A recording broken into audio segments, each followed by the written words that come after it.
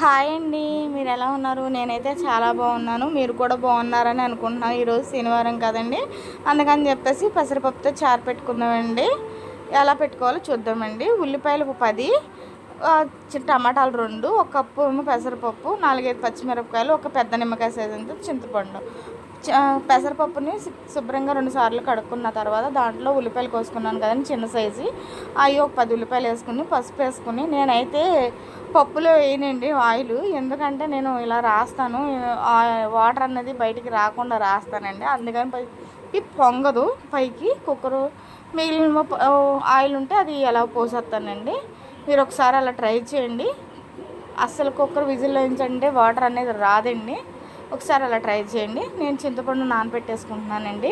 చింతపండు నానబెట్టేసుకుని మనకి పప్పు ఉడిపోయిందండి. పప్పు ఉడిపోయిన తర్వాత మనకి అందులో నేను మెదిపేస్తానండి. ఉల్లిపాయలు అయితే నేను అందులో మెదిపేసుకున్న తర్వాత చల్లారిపోయిందని చెప్పేసి నేను శుభ్రంగా కడుక్కొని నేను చింతపండు పులుసు తీసుకున్నాను కదండి, అది వేసి చేతితో కలిపేసానండి.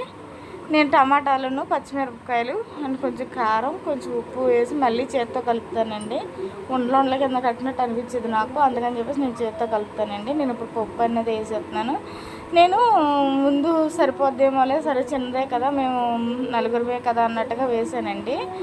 అయితే తీరా చూసిన తర్వాత చారు పొంగిపోయినట్టు అనిపించింది. పొంగిపోతే ఏమని డౌట్ వచ్చింది, అందుకని చెప్పేసి నేను బాండీ మార్చేసి వేరే దాంట్లో వేసేసుకున్నానండి. కొంచెం నేను వాటర్ అన్నది ఏం పోయలేదు, ఓన్లీ బాండీ మాత్రం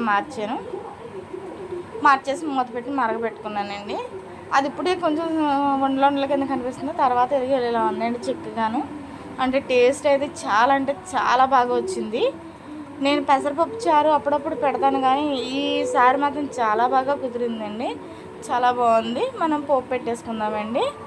పోపు కోసం బాండీ పెట్టుకుని దాంట్లో తగినంత ఆయిల్ పోసుకోవాలండి. తగినంత ఆయిల్ పోసుకున్న తర్వాత జీలకర్ర అండ్ ఎల్లుల్లిపాయలు అవన్నీ కొట్టుకుని పక్కన పెట్టుకున్నానండి. ఇది నిలబడట్లేదు, అందుకే దాన్ని ఇచ్చుకుని ఊరేగుతున్నాను. దాంట్లో తగినంత ఆయిల్ పోసుకున్నానండి. తాలింపుకి సరిపడా ఆయిల్ పోసుకున్నాను. ఆయిల్ పోసుకున్న తర్వాత ఆయిల్ ఎక్కిన తర్వాత నేనైతే 2 ఎండుమిరపకాయలు, జీలకర్ర, ఎల్లుల్లిపాయలు అయితే నేను పక్కన కొట్టుకుంటున్నానండి. కచ్చాపిచ్చిగా కొట్టుకుంటున్నాను. ఆ కొట్టుకున్న వెల్లుల్లిపాయలు ఆయిల్ ఎక్కిపోయిందండి. వేసేసుకుని మనం జీలకర్ర కూడా వేసేసుకుందామండి. ఆ ఎల్లుల్లిపాయలు చారులైనా పప్పులైనా లేకపోతే నాకైతే గోంగూర పచ్చడిలో గోంగూర ఇట్లయితే ఎల్లుల్లిపాయ అంటే చాలా ఇష్టమండి. నేను ఎల్లుల్లిపాయ ఎక్కువ తినేస్తాను. ఎల్లుల్లిపాయలు అందుకే ఎక్కువ వేసేస్తానండి. జీలకర్ర వేసుకున్నాను, 1 స్పూన్ జీలకర్ర వేసుకున్నాను. ఒక 4-5 ఎండుమిరకాయలు చిన్న ముక్కల కింద వేసుకున్నానండి. కరివేపాకు అయితే ముందు చారులో వేసేసాను నేను, అందుకని చెప్పేసి నేను కరివేపాకు వేయలేదు. ఇప్పుడు చారులో వేసేసుకున్నానండి. నేను చేతితో పట్టుకుని తీసానండి ఫోను, అందుకని చెప్పి నాకు కుదరలేదు. ఇది మనం చారులో వేసేసుకుందామండి. చారులో వేసేసుకుంటే అంతే, సర్వ్ చేసేసుకుంటే సరిపోతుంది. అస్సలు చారు అయితే మాత్రం చాలా అంటే చాలా బాగా వచ్చిందండి.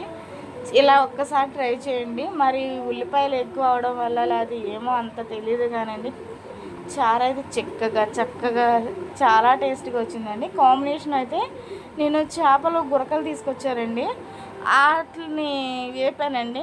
మా వాళ్ళకైతే నీసు లేకుండా అయితే మాత్రం తినరు. నా వీడియో చూస్తున్నారు కానీ సబ్స్క్రైబ్ చేసుకోవట్లేదు ఫ్రెండ్స్. నన్ను ఆదరించండి ఫ్రెండ్స్. నా వీడియో నచ్చితే